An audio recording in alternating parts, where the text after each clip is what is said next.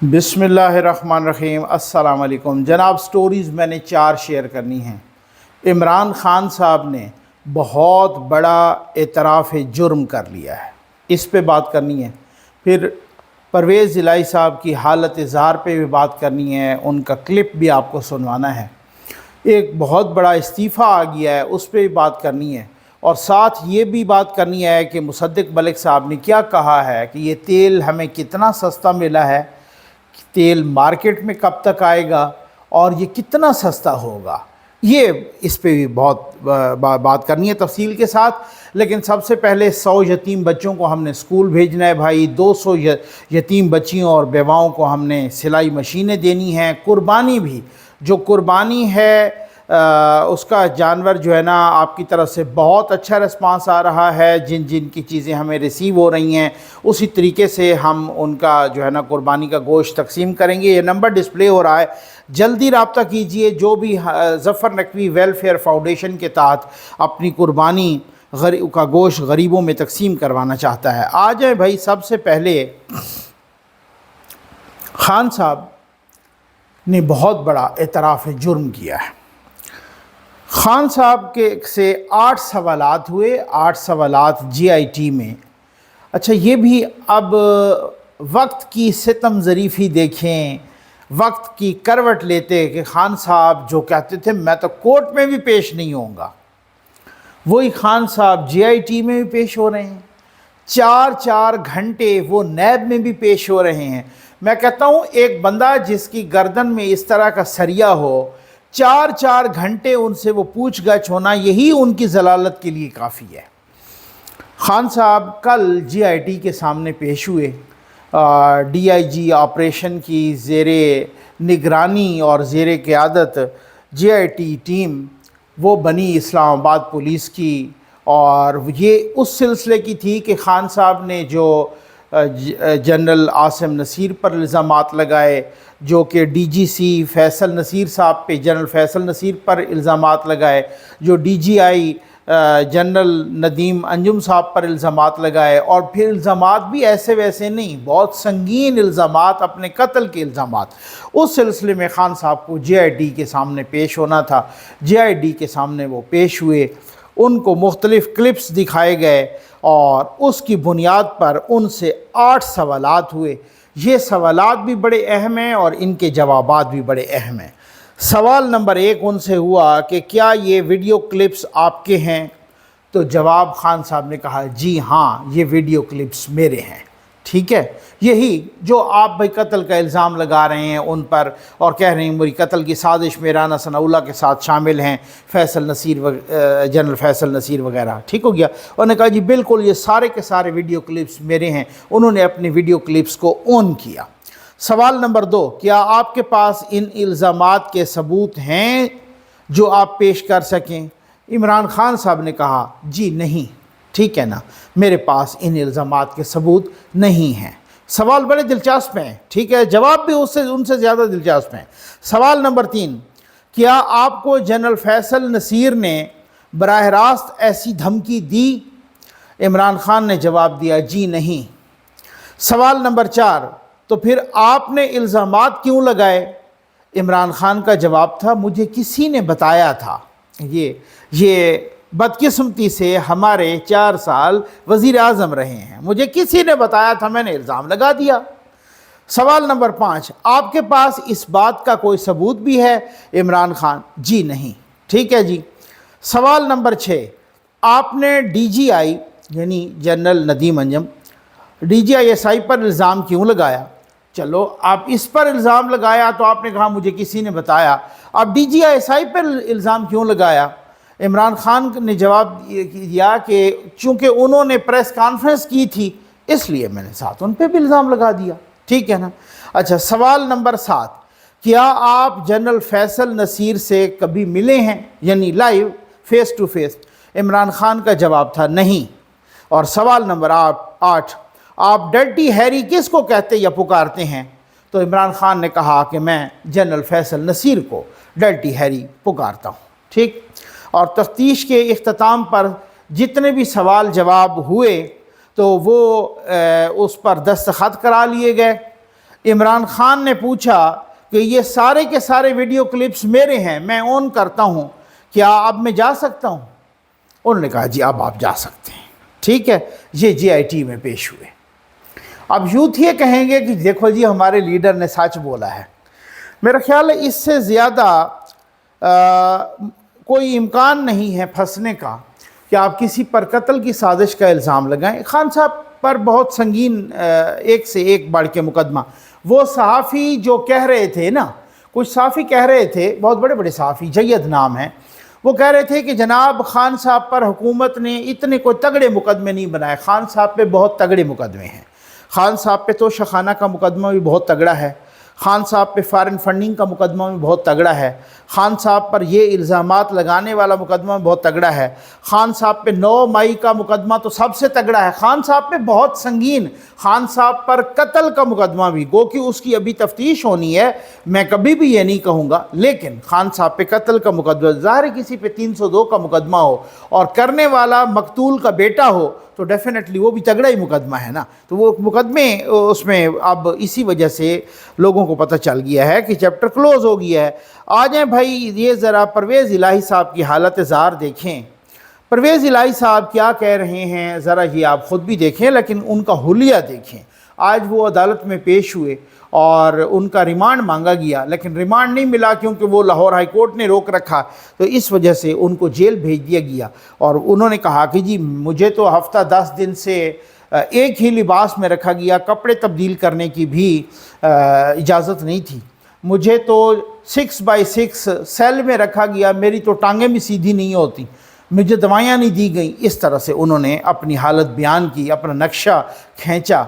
Sir ये काबिल अफसोस है, मुझे तो खैर वैसे ही अफसोस होता है, मैं तो बड़ा नाजुक दिल का बंदा हूँ भाई, ठीक है, लेकिन बात ये है मैं हैरान हूँ उस बेशरम बेटे पर जो बाहर पार्टियाँ उड़ा रहा है और वालिद के यहाँ हालत है, वो आके कहे कि जी मुझे नदीम अफजल चंद साहब का वालिद को गिरफ़्तार किया गया, उन्होंने इराक़ में बैठ के कहा कि जी मैं जैसे ही आता हूँ मैं गिरफ़्तारी दे दूँगा, मेरे वालिद को छोड़ दें। ठीक है, तो ये कैसा बेटा है मुने सिलाई जो वहाँ बैठ के मज़े कर रहा है और वालिद साहब यहाँ पर ज़लील ख्वार हो रहे हैं। ठीक, और ये इस वजह से मुझे तो अफसोस होता है डेफिनेटली, लेकिन काश कि यही अफसोस इनको भी हुआ होता कि जब राना सनाउल्लाह के सेल में वो चीनी और गुड़ और मीठी चीज़ें और फिर मकोड़े छोड़े गए और कीड़े छोड़े गए और ख़ान साहब को वीडियो लिंक के ज़रिए दिखाया गया और ख़ान साहब लज्जत महसूस कर रहे थे उनको तड़पता हुआ देख के, काश ये उस वक़्त भी ऐसा होता, इनको अफसोस हुआ होता। ये आप देख लें, ज़रा सुन भी लें और देख भी लें।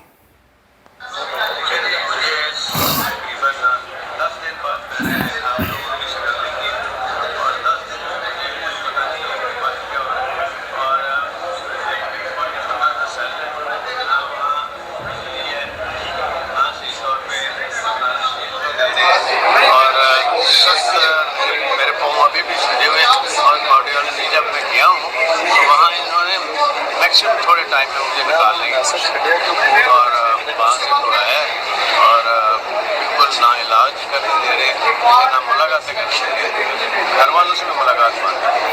और दूसरा जो है कोर्ट में भी मैंने अप्लाई किया हुआ है बी क्लास भी और सारी चीज़ें जो कि मेरा राइट है ये। अच्छा फिर एज क्या है, सिर्फ एंटी करप्शन केस है, कौन सा सब अच्छा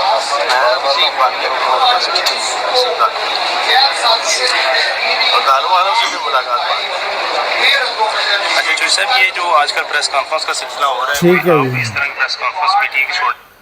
तो चौधरी साहब कहते हैं मेरे पे ये मजालिम, मैं हैरान हूँ वो बी क्लास कह रहे हैं जो मेरा राइट है। नवाज़ शरीफ का जिनका राइट था अमेरिका में खड़े होकर कहते हैं मैं जाके इसका एसी निकलवाऊँगा इसके सेल से, वो कि वो बाद में नहीं निकलवा सके। और मरीम नवाज़ साहबा ने भी, मरीम नवाज़ साहबा को जिस हालत में रखा गया नैब में या जेल में, वो भी आपने ख़ुद सुन लिया और उन्होंने ख़ुद अपनी ज़बानी बताया कि वही मेरा जो रूम था उसी के अंदर वाशरूम भी था और वाशरूम का दरवाज़ा भी नहीं था। ठीक है ना, और ये तो चंद दिन हुए हैं, वो तो महीनों की बात थी। میں کسی کا ترجمان نہیں ہوں، لیکن اصل مسئلہ یہ ہے کہ جب سپریم کورٹ کے ججز، سینئر ترین ججز بیٹھ کے یہ کہتے ہیں نا کہ یہ صرف نواز شریف کو ٹارگٹ کیا گیا، تب لوگوں کو سمجھ آتی ہے بھئی یار واقعی بات یہ ہے کہ صرف ان کی بات کرنے یا وہ اس طریقے سے بات، کچھ لوگ سمجھتے ہیں کہ یار آپ کو ترجمان لگے ہو۔ جب ہم سنتے ہیں کہ جسٹس طارق مسعود صاحب سے، جب ہم سنتے ہیں جسٹس قاضی فیضی، اس طرح کے آزاد منش ججز سے، جب ان سے سنتے ہیں، بھائی یہ اگر کسی کے ماؤتھ پیس ہوتے نا تو انہوں نے تو چودھری نثار کی ایسی تیسی پھیر کے رکھ دی تھی جسٹس قاضی فیضیسہ نے کوئٹہ کمیشن میں، جو کہ شہداء کا وکلاء کا وہ کمیشن ان کے وہ ہیڈ کیا تھا، انہوں نے چودھری نثار کی ایسی تیسی پھیر کے رکھ دی تھی۔ انہوں نے تو ہر جماعت کے اگینسٹ اس طرح کی وہ فیصلے بھی دیے ہوئے ہیں اور رپورٹس بھی ہیں۔ تو جب ایسے ججز کہتے ہیں نا کہ جناب نواز شریف کے خلاف جو فیصلہ آیا وہ قانون اور آئین کی دھجیاں اڑا دی ہیں، تب بندے کو سمجھ آتی ہے، تب سمجھ لگتی ہے۔ ایک بہت بڑا استعفیٰ آ گیا ہے، اور وہ استعفیٰ ہے چیئرمین نادرا کا۔ چیئرمین نادرا کا استعفیٰ ہے۔ اس استعفے پہ بڑا افسوس ہو رہا ہے۔ اس استعفے پر کچھ حکومت پہ تنقید بھی ہو رہی ہے۔ یہ 3 صفحات کا جو استعفیٰ ہے اس میں انہوں نے پورا نوحہ پڑھا ہے، اور وہ استعفیٰ نہیں ہے، ایک استعفے کے ساتھ ساتھ انہوں نے چارج شیٹ لگائی ہے۔ عام طور پہ استعفیٰ جب دیا جاتا ہے، اچھا جب ان سے استعفیٰ لیا گیا تو انہوں نے اس استعفے کو رجسٹ بھی کیا، ٹھیک ہے۔ اچھا اب ایک تھوڑا سا رکیے گا، کیونکہ باتیں بہت ساری ہو رہی ہیں کہ جی ان سے کیوں استعفیٰ لیا گیا۔ یہ تو بہت ٹیکنیکل آدمی، بہت پروفیشنل آدمی ہیں، اور پروفیسر فتح محمد ملک کے یہ بیٹے ہیں، اور وہ ایک ایجوکیشنسٹ ہیں، بہت بڑا نام ہے، یونیورسٹی کے پروفیسر ہیں، بہت نفیس انسان ہیں، بہت ایکیڈیمک کے ماہر ہیں۔ تو اس وجہ سے ان سے جو استعفیٰ، تو یہ خاندانی بیک گراؤنڈ بھی ان کا بہت زبردست ہے، نو ڈاؤٹ، اور قابلیت بھی بہت زبردست ہے، نو ڈاؤٹ۔ لیکن استعفیٰ ان سے کیوں لیا گیا؟ اب بتایا جا رہا ہے کہ نیب میں ان پر کرپشن کا کیس بھی چل رہا ہے۔ یہ بھی بتایا جا رہا ہے کہ ایف آئی اے نے اسی وجہ سے ان کا نام ای سی ایل پہ بھی، یعنی نو فلائی لسٹ میں بھی ڈالا ہوا ہے۔ اچھا ان کو فی الحال باہر جانے پہ بھی پابندی ہے۔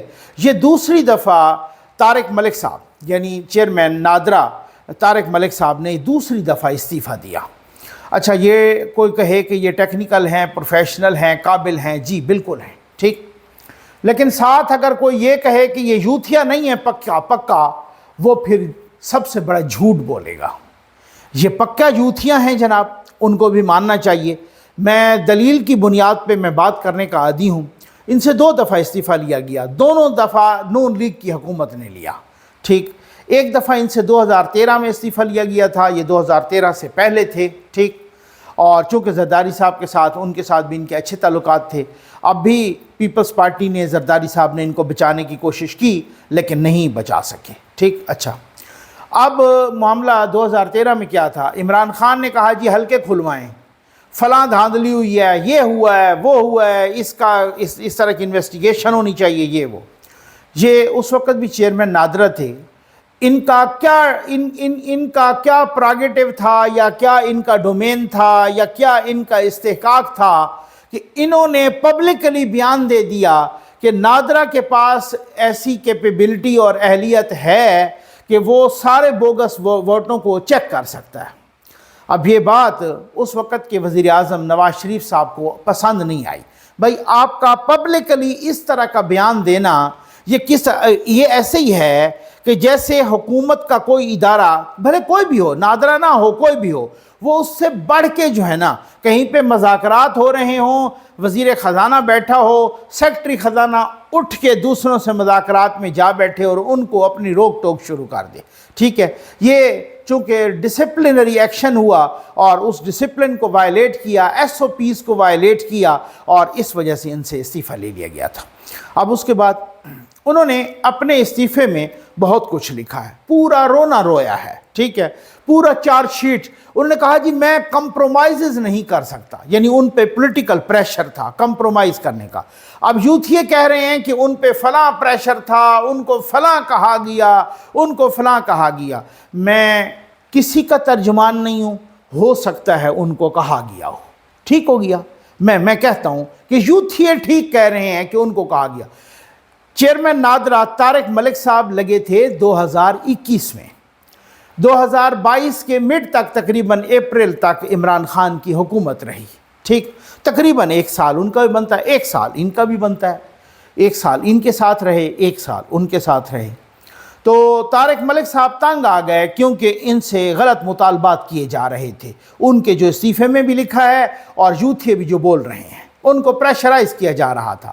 انہوں نے کہا میں کمپرومائز نہیں کر سکتا، انہوں نے کہا میں فلاں یہاں پہ کمپٹنس نہیں چاہیے بلکہ یہاں پر ایک پولیٹیکل جو سیاسی وابستگی ہے وہ چاہیے، ٹھیک، بہت ساری باتیں انہوں نے لکھی۔ اچھا، انہوں نے اپنی تعریفوں کے بھی پل باندھے اس استعفے میں، میں فلاں بھی مجھے اقوام متحدہ، ساری ٹھیک ہیں، میں کہتا ہوں ایک دفعہ حسن ظن رکھتے ہیں کہ وہ ٹھیک ہیں۔ مجھے آپ یہ بتائیں 1 سال کے اندر اس حکومت نے، جو کہ حکومت کہتی ہے کہ جی آپ نے جو استعفیٰ دیا ان سے لیا گیا، کرپشن میں یہ ملوث ہیں، اس وجہ سے ایف آئی اے نے نو فلائی لسٹ میں بھی ان کا نام ڈالا، حکومت کا سٹانس ہے کہ ان کو وزیر اعظم نے فون بھی کیا تھا، کچھ بتا رہے ہیں لوگ کہ فون بھی کیا تھا کہ میں آپ سے استعفیٰ لے لوں گا کیونکہ آپ کا جھکاؤ پی ٹی آئی کی طرف ہے آج بھی۔ اچھا، یہ صاحب کہتے ہیں مجھ پہ بڑا پریشر تھا، مجھے بڑے غلط کام کہے گئے، مجھے بڑے کمپرومائزز کرنے کے لیے کہا گیا، یہ وغیرہ وغیرہ۔ میں مانتا ہوں کہا گیا ہوگا، پولیٹیکل گورنمنٹس جو ہوتی ہیں اس طرح سے کرتی ہیں، اور ایک پاکستان میں نہیں، تھرڈ ورلڈ کنٹریز میں زیادہ کرتی ہیں اور باقی جگہوں پہ کچھ کام ہوتا ہے، ٹھیک ہے۔ اچھا، یا کچھ جگہوں پہ نہیں بھی ہوتا، جو بہت ہی فلرشڈ ڈیموکریسیز ہیں، جو ڈیولپڈ ڈیموکریسیز ہیں، اس میں نہیں ہوتا۔ لیکن میں حیران ہوں کہ وہ عمران خان جس نے پاکستان کی تاریخ میں سب سے زیادہ آئی جیز بدلے، پنجاب میں 7-8 آئی جیز بدلے گئے، جس نے سب سے زیادہ چیف سیکرٹری بدلے، کوئی 5-6 چیف سیکرٹری بدلے گئے، کوئی سیکرٹری خزانہ سب سے، وہ ایک لمبا گراف کسی محکمے کے، یعنی کچھ محکموں کے تو 11 سیکرٹریز تبدیل ہوئے 4 سالوں میں، ٹھیک۔ ساتھ ہی اور تو اور آپ عمران خان کو تو چھوڑ دیں، وہ پنکی پیرنی کے پچھلوں نے، یعنی خاور مانکا اور ابراہیم مانکا، وہ نیلی بار کے 3-4 اضلاع، بلکہ پورے پنجاب میں اب ان پہ کیس بھی بنا ہوا ہے اربوں روپے کا کہ وہ ڈی سی یعنی deputy commissioner, commissioner, D P O, R P O, وہ پٹواریوں کے ٹرانسفر تک انہوں نے لاکھوں کروڑوں روپے لیے عمران خان کے دور میں، ٹھیک ہے۔ عمران خان کے زمانے میں، اور تو آپ اس کو ساری چیزوں کو چھوڑ دیں، آج کے آرمی چیف اور اس وقت کے D G I S I, جب انہوں نے ان کو پنکی پیرنی کے کرتوت بتائے، انہوں نے ان کو بھی نہیں چھوڑا، ان کو بھی تبدیل کر دیا۔ عمران خان نے کسی ایک فیصلہ ہوا جسٹس قاضی فیض عیسیٰ کا، عمران خان اور جنرل فیض کو وہ بھی نہیں بھایا، انہوں نے ان کے خلاف بھی ریفرنس بھیج دیا۔ تو وہ عمران خان جو ایک ڈی سی کو نہیں چھوڑتا، D G I S I تک کو نہیں چھوڑتا، اور وہ عمران کیوں نہیں چھوڑا کہ جی ان کو کہا کہ آپ ان کے خلاف ایکشن کریں، انہوں نے کہا جی میں نہیں کر سکتا، میرا ڈومین ہی نہیں ہے ان کے خلاف کارروائی۔ انہوں نے کہا کہ جی پنکی پیرنی ہیروں کے ہار لے رہی ہے ملک ریاض سے، ان کے خلاف انہوں نے، وہ ڈی جی ایف آئی اے بشیر میمن جنہوں نے غلط کام نہیں کیا ان کے پیچھے پڑ گئے۔ میں قربان جاؤں آپ کی فہم و فراست پہ طارق ملک صاحب کہ پورے سال میں عمران خان نے آپ کو ایک بھی غلط کام نہیں بتایا، یہ بھی کیا عجیب حسن اتفاق تھا۔ یہ بات سچ ہے کہ آپ کمپیٹنٹ ہیں، یہ بات سچ ہے کہ آپ پروفیشنل ہیں، لیکن یہ بات اس سے 3 گنا زیادہ سچ ہے کہ آپ یوتھی ہیں، کہ آپ نے پورے سال میں یہ نہیں بتایا کہ مجھے عمران خان نے کون سا غلط کام کہا، اور اس میں آپ نے بتا دیا کہ آپ اگر اتنے اصولی ہوتے تو جو پہلا کام آپ کو شہباز شریف نے غلط کہا نا، آپ کہتے کہ جی یہ پڑا ہے استعفیٰ، آپ استعفے کو ریزسٹ کرتے رہے، آپ نے ایڑی چوٹی کا زور لگایا کہ میں استعفیٰ نہ دینا پڑے مجھے، اور آپ کو استعفیٰ دینا پڑا۔ اب کرپشن کے چارجز بھی ہیں، وہ تو فیصلہ ہوگا تفتیش کے بعد۔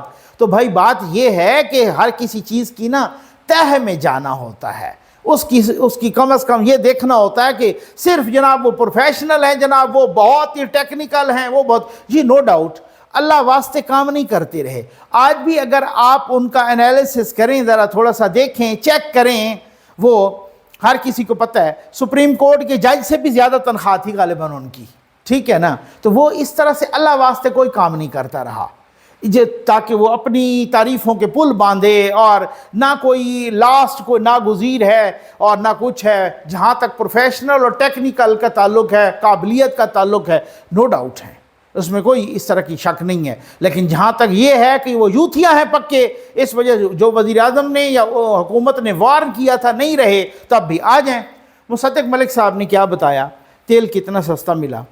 उन्होंने ये तो नहीं बताया कि हमें कितना सस्ता मिला, कहा कि ये मुआहदे का हिस्सा है, लेकिन एक और बहुत बड़ी बात बताई, और वो इतनी बड़ी बात है कि आप हैरान रह जाएंगे। ये एक तारीख़ी बात है।